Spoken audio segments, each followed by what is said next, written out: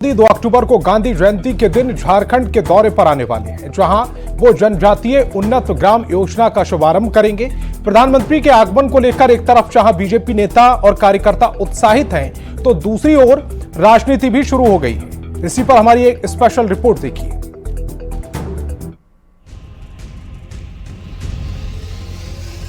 प्रधानमंत्री नरेंद्र मोदी 2 अक्टूबर को झारखंड दौरे पर आने वाले हैं।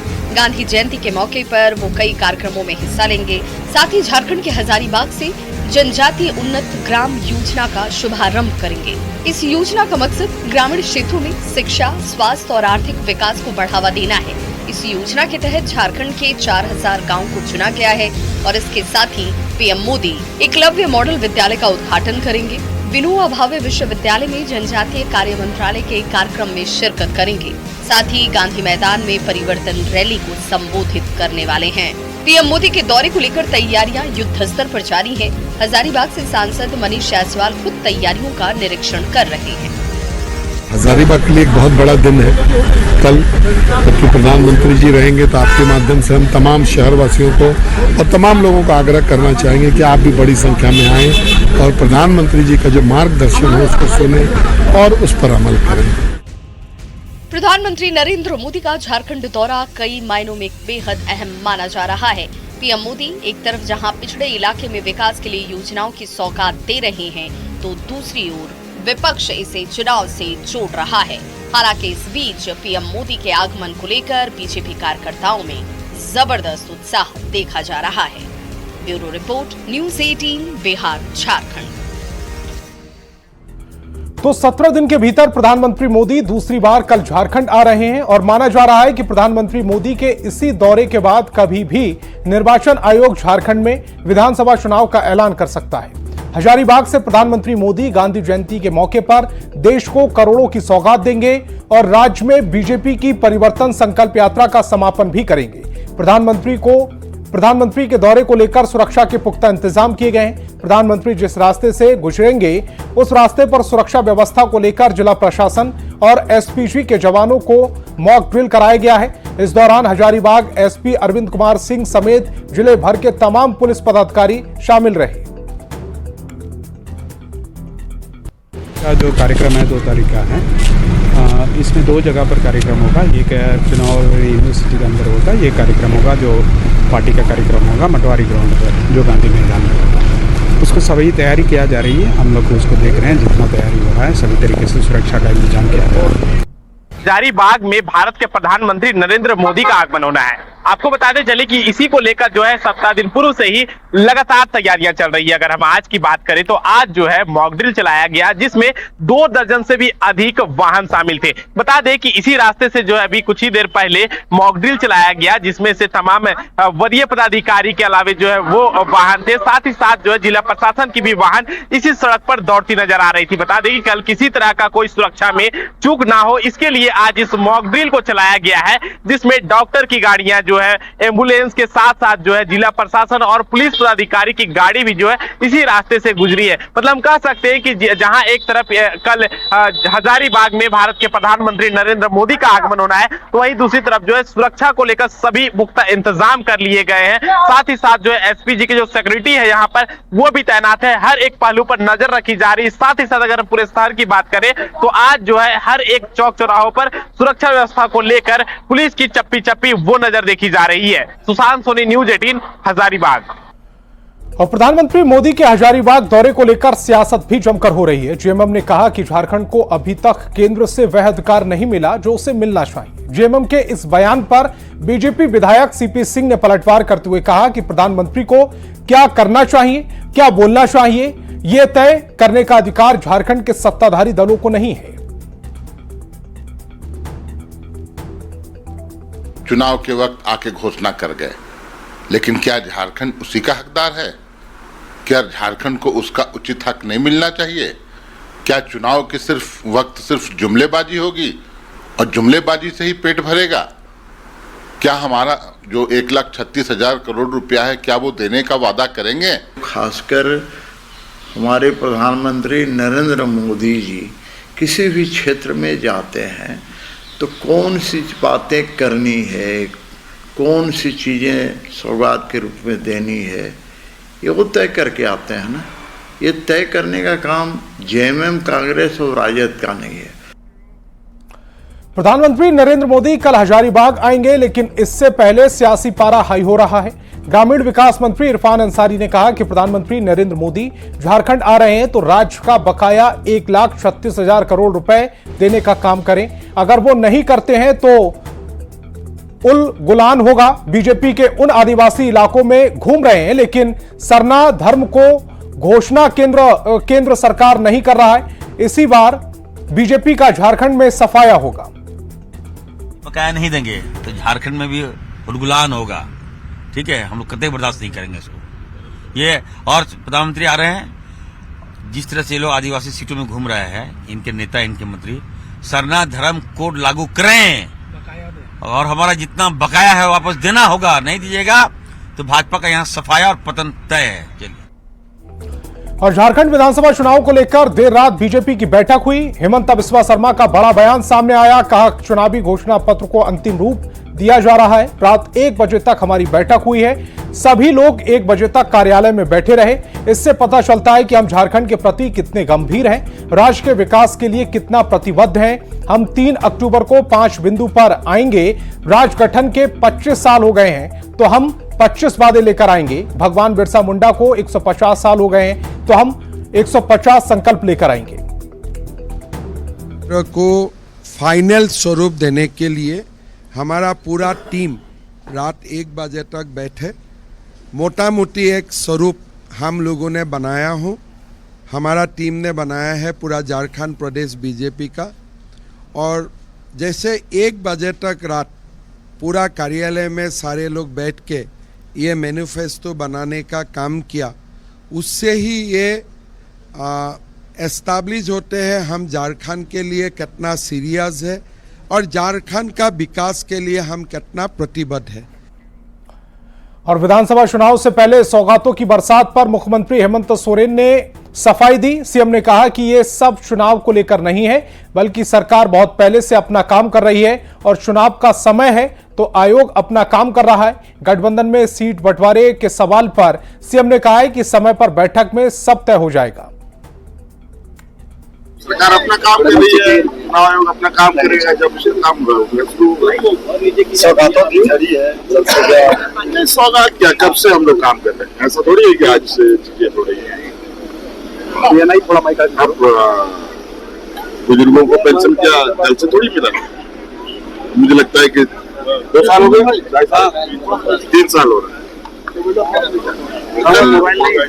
बहुत सारी योजनाएं हैं, हम तो उस काम में लगे हैं। हम लोग थोड़ा व्यस्त हैं अपने अपने कामों में, उसमें जब इसकी जरूरत पड़ेगी और होगा वक्त होगा हम लोग बैठेंगे जल्द। और झारखंड विधानसभा चुनाव की तैयारी में कांग्रेस जुट गई है। कांग्रेस अपने अभियान को तेज कर रही है। इसी बीच झारखंड कांग्रेस प्रभारी गुलाम अहमद मीर का बड़ा बयान सामने आया। कांग्रेस इस बार बेहतर प्रदर्शन करेगी तो पार्टी कार्यकर्ताओं को 25 से 30 सीटें जीतने का टारगेट दिया गया है।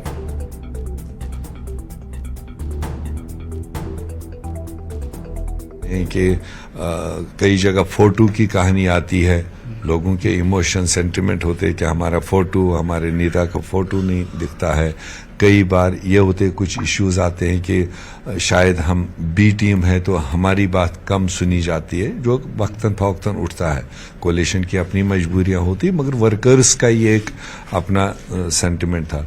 इसलिए मैंने उनको उनकी बात उन्हीं के पाले में डाल दी कि उसके लिए आप आने वाले दिनों में और ज्यादा ताकत के साथ सरकार का हिस्सा बनना चाहते हो तो उसके लिए आपको और ज्यादा ताकत के साथ और ज्यादा अच्छा मैंडेट देने की बात हो।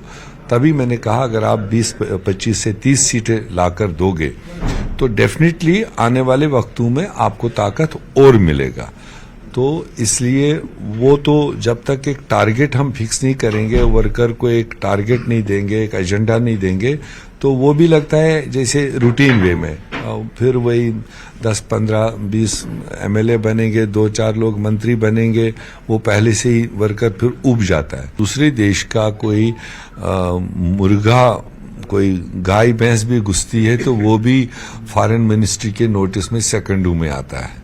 तो यही हमारी फॉरेन मिनिस्ट्री का काम है, यही हमारी डिफेंस मिनिस्ट्री का काम है कि हमारे बॉर्डर्स को हम और मजबूती के साथ कैसे रखें और उनको चेक एंड बैलेंस कैसे हो। तो ये जिम्मेदारी भी सेंट्रल गवर्नमेंट की होती है। और असम के मुख्यमंत्री और झारखंड बीजेपी के सह चुनाव प्रभारी हेमंत बिस्वा शर्मा ने कहा कि झारखंड में कांग्रेस और जेएमएम दोनों की सरकार बनना असंभव है। हेमंत बिस्वा शर्मा कांग्रेस प्रभारी के रोटेशन पर सीएम वाले बयान पर जवाब दे रहे थे। लगातार झारखंड में ही रहने के सवाल पर हेमंत बिस्वा शर्मा ने कहा कि वे घूमते रहते हैं। जेएमएम दोनों का सरकार बनाना असंभव है, वो बात छोड़ दीजिए। सर वो लोग कह रहे हैं 4 राज्यों में चुनाव है लेकिन बीजेपी के तमाम बड़े चेहरे सिर्फ झारखंड में ही दिखाई नहीं, काल में हरियाणा में ही होऊंगा। मोदी जी, अमित शाह जी हरियाणा जम्मू कश्मीर में ही है, तो हम लोग घूमते रहता हूँ। सर आखिरी सवाल, सुप्रीम कोर्ट से कंटेम्प्ट का नोटिस हुआ असम सरकार को, जवाब दिया जाएगा। क्या लगता है मुसलमानों का घर जिस तरीके से गिराया जा रहा है वो सही है? जो काम हम लोग कर रहा हूँ 100% सही है। और चाईबासा में बीजेपी की परिवर्तन महासभा हुई, जिसमें ओडिशा के मुख्यमंत्री मोहन चरण मांझी समेत झारखंड के 2 पूर्व सीएम बाबूलाल मरांडी, अर्जुन मुंडा और मधु कोड़ा भी शामिल हुए। कोल्हान में परिवर्तन यात्रा के समापन मौके पर बीजेपी नेताओं ने एक सुर में हेमंत सरकार और कांग्रेस पर निशाना साधा और सरकार के 5 साल के कार्यकाल का हिसाब मांगा। ओडिशा के सीएम ने कहा कि झारखंड में बीजेपी की सरकार बनते ही 2,84,000 युवाओं को नौकरी मिलेगी। साथ ही झारखंड में उड़िया स्कूल के शिक्षकों को मानदेय भी 3,000 रुपए से बढ़ाकर 6,000 रुपए कर दिया जाएगा। सरकार आते ही हमारा झारखंड सरकार का पहला कैबिनेट में 2,87,000 सरकारी पद भरने की निर्णय लिया जाएगा, वो पार्टी में तय हुआ है। और इसके साथ साथ नवंबर में सरकार बनेगा, दिसंबर महीने में माता और बहनों का खाता में 2,100 रुपया डीबीटी कर दिया जाएगी। और उनके साथ साथ आपका लक्ष्यपति दीदी और आपको बनाने के लिए सरकार निष्पत्ति लेंगे, पक्का घर सबको मिलेगा। और संथाल में बांग्लादेशी घुसपैठियों की जांच के लिए झारखंड हाईकोर्ट द्वारा फैक्ट फाइंडिंग कमेटी बनाने के आदेश को राज्य सरकार ने सुप्रीम कोर्ट में चैलेंज कर दिया है। राज्य सरकार के इस फैसले को याचिकाकर्ता ने कोर्ट की अवमानना बताते हुए अब संथाल के सभी 6 जिलों के डीसी और एसपी के खिलाफ केस करने की तैयारी कर रहे हैं। इसी पर एक रिपोर्ट देखिए।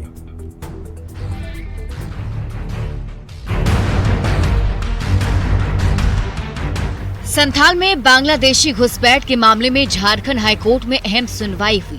सुनवाई के दौरान केंद्र सरकार की ओर से solicitor general of India Tushar Mehta ने कोर्ट में पक्ष रखा, जिसमें उन्होंने कहा कि राज्य सरकार ने घुसपैठ मामले में फैक्ट फाइंडिंग कमेटी गठन को सुप्रीम कोर्ट में चुनौती दी। कोर्ट को ये भी जानकारी दी गई कि 29 सितंबर को केंद्र और राज्य के अधिकारियों के बीच बैठक हुई थी। इस बैठक में राज्य सरकार की ओर से फैक्ट फाइंडिंग कमेटी के गठन से इनकार किया गया था और हाईकोर्ट के इस फैसले को सुप्रीम कोर्ट में चुनौती दी गई है। झारखंड के संथाल में बांग्लादेशी घुसपैठ का मामला हाईकोर्ट से लेकर सुप्रीम कोर्ट तक पहुंच गया है। मामले में फैक्ट फाइंडिंग कमेटी के गठन को लेकर राज्य और केंद्र सरकार का रुख अलग अलग है। केंद्र सरकार जहां मामले में कमेटी का गठन करना चाहती है, तो झारखंड की हेमंत सोरेन सरकार अब इसे लेकर राजी नहीं है, जिसके बाद ये मामला सुप्रीम कोर्ट तक पहुंच गया है। जिसमें राज्य सरकार स्वयं मानती है, स्वयं ही अपने प्रपोजल देती है कि एक ज्वाइंट कमेटी होनी चाहिए फैक्ट फाइंडिंग, और वो फैक्ट फाइंडिंग पर काम राज्य सरकार को कर रही थी और सेंट्रल गवर्नमेंट भी एग्री था मोटा मोटी। लेकिन अभी क्या कारण है कि राज्य सरकार बिल्कुल पलटी मारी। संथाल के 6 जिलों में बांग्लादेशी घुसपैठियों की जांच के लिए झारखंड हाईकोर्ट ने केंद्र और राज्य सरकार दोनों को एक ज्वाइंट कमेटी बनाने का निर्देश दिया था, ताकि ये पता लगाया जा सके कि इन जिलों में कितने बांग्लादेशी घुसपैठिए अवैध तरीके से रह रहे हैं। याचिकाकर्ता के वकील के अनुसार उस वक्त राज्य और केंद्र सरकार के बीच सहमति बन गई थी, लेकिन 29 सितंबर को हुई बैठक में राज्य सरकार ने फैक्ट फाइंडिंग कमेटी के गठन से इनकार कर दिया। ये मामला जो है वो 6 जिलों में घुसपैठ का है बांग्लादेशियों का, और बांग्लादेशी कहाँ है कहाँ नहीं है इसको तो फैक्ट्स फाइंडिंग टीम ही देख सकती थी। ये राज्य सरकार उसके लिए अभी तैयार नहीं है और इसी के लिए इसको अब पुनः 13 तारीख को रखा गया है सुनवाई के लिए। झारखंड सरकार ने हाईकोर्ट के आदेश को सुप्रीम कोर्ट में चैलेंज किया है। एसजीआई तुषार मेहता ने राज्य सरकार के इस कदम की जानकारी झारखंड हाईकोर्ट को दी है, जिसके बाद कोर्ट ने इस मामले की अगली सुनवाई 13 नवंबर को तय की है। वहीं दूसरी ओर इस मामले में याचिकाकर्ता सैयद दानियाल दानिश ने राज्य सरकार के फैसले को कोर्ट की अवमानना बताते हुए संथाल के सभी 6 जिलों के डीसी और एसपी के खिलाफ कोर्ट के अवमानना का केस करने की तैयारी कर रहे हैं। पहले यही सरकार है जो आज से ठीक 10 महीने पहले इन्होंने ही प्रपोज किया था और एफिडेविट देके प्रपोज किया था कि हम एक कमेटी बनाते हैं और जो फैक्ट फाइंड करेगी, और ठीक 10 महीने बाद यही सरकार पलटी मार रही। हम कंटेम्प्ट की तैयारी कर रहे हैं। 6 जिला के डीसी और 6 जिला के एसपीओ के ऊपर हम कंटेम्प्ट की कार्रवाई करवाएंगे। झारखंड सरकार के फैक्ट फाइंडिंग कमेटी के गठन से इनकार करने के बाद अब ये मामला और भी ज्यादा पेचीदा हो गया है। बांग्लादेशी घुसपैठियों की जांच कब होगी, कैसे होगी और इसकी रूपरेखा क्या होगी, इसको लेकर कुछ भी साफ नहीं हो पाया है। अब कोर्ट में सुनवाई के बाद ये तय हो पाएगा कि बांग्लादेशी घुसपैठियों को लेकर कोर्ट क्या फैसला लेता है। रांची से न्यूज़ 18 बिहार झारखंड के लिए संजय कुमार सिन्हा की रिपोर्ट।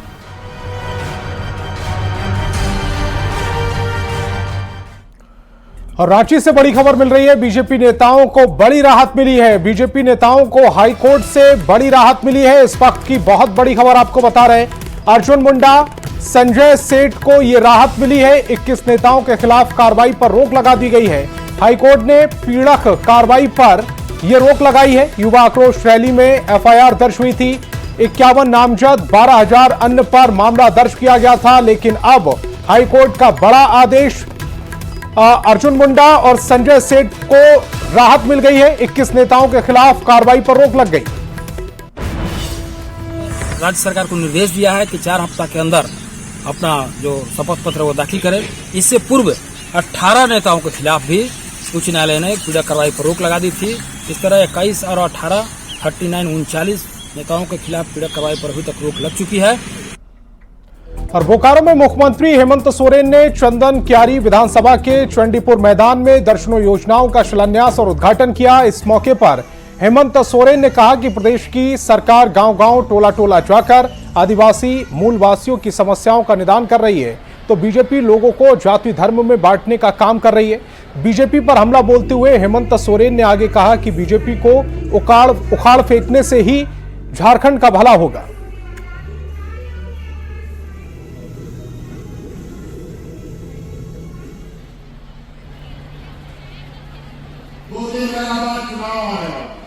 हम लोग आपकी सेवा में लगे हैं, लेकिन कुछ हमारे विरोधी लोग हमारे गांव देहात में घोर परिवर्तन के लिए इधर से उधर नहीं कॉम्प्रोमाइज हो रहा है। ध्यान रखिएगा, ये हमारे आदिवासी मूलवासी जो भी कुछ आदिवासी मूलवासियों को अपना पॉकेट में रख करके हम लोगों के बीच में एजेंट बना करके भेज रहा है। जेएसएससी कार्यालय का घेराव और पत्थरबाजी मामले में पुलिस ने 15 नामजद छात्र और 1000 अज्ञात के खिलाफ केस दर्ज किया है। जेएसएससी कार्यालय का घेराव करने आए छात्रों ने देर रात पत्थरबाजी की थी। आक्रोशित छात्रों के पथराव में कई पुलिसकर्मी घायल हुए थे।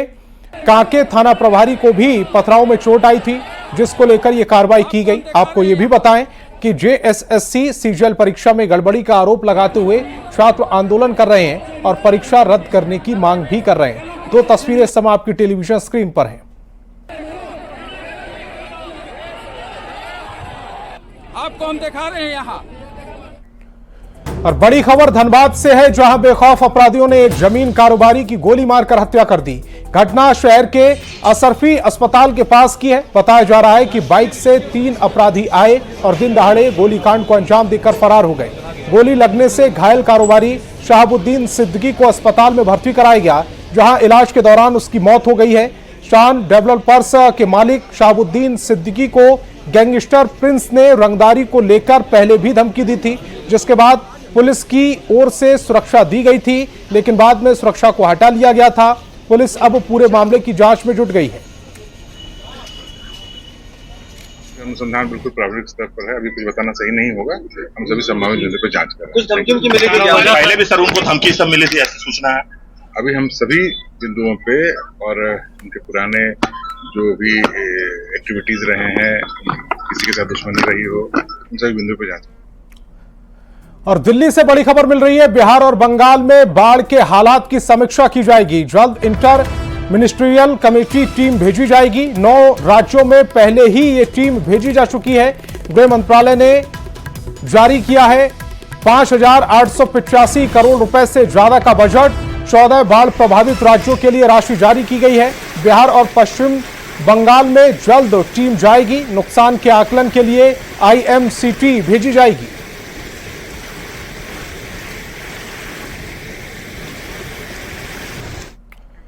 तो इस बुलेटिन में फिलहाल इतना ही। आप देखते रहिए न्यूज़ 18 बिहार झारखंड।